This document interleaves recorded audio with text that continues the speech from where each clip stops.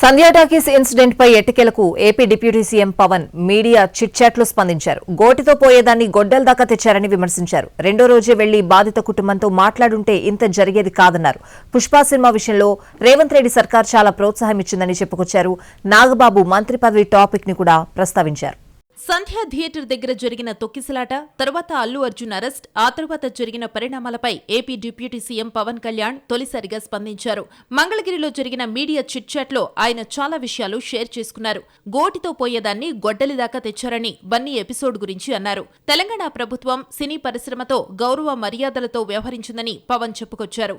Pushpa 2 cinema విషయంలో రేవంత్ రెడ్డి చాలా ప్రోత్సాహమిచ్చారని అన్నారు. స్పెషల్ షోలకు పర్మిషన్, సినిమా టికెట్ రేట్లు పెంచుకోవడానికి అనుమతులు, ఇలా చాలా చేశారని పవన్ అన్నారు.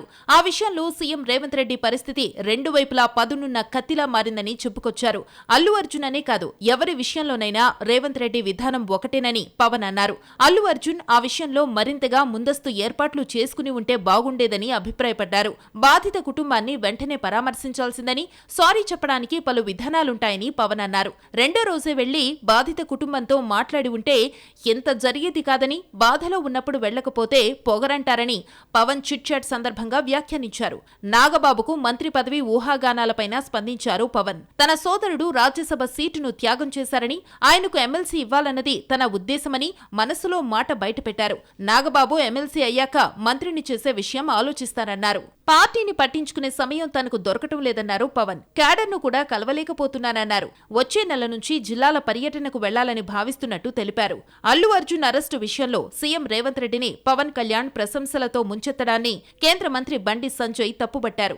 ఆయనకు రేవంత్ లో ఏం మంచి కనిపించిందో అంటూ సెటైర్లు వేశారు.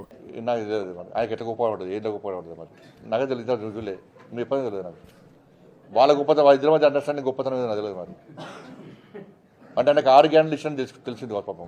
2,500 రూపాయలు మహిళలకు ఇచ్చారు, లేదంటే 15 రూపాయలు భరోసా ఇచ్చారు, 12 రూపాయలు రైతు కూలీలకు ఇచ్చారు, తులం బంగారం ఇచ్చారు, 40 రూపాయలు ఆసరా పెన్షన్లు ఇస్తారని తెలిసింది కావచ్చు ఆయనకి. ఇట్లా రెండు పక్క చోళ చెప్పారు కావచ్చు ఆయనకి. AP deputy CM Pawan Kalyan తో ప్రొడ్యూసర్ దిల్ రాజు భేటీ అయ్యారు. మంగళగిరిలోని జనసేన కార్యాలయంలో పవన్ ను కలిశారు. గేమ్ చేంజర్ సినిమా టికెట్ రేట్లపై చర్చించారు. జనవరి 4 లేదా 5 తేదీల్లో విజయవాడలో జరిగే ప్రీ రిలీజ్ ఈవెంట్ కు పవన్ ను ఆహ్వానించినట్టు సమాచారం.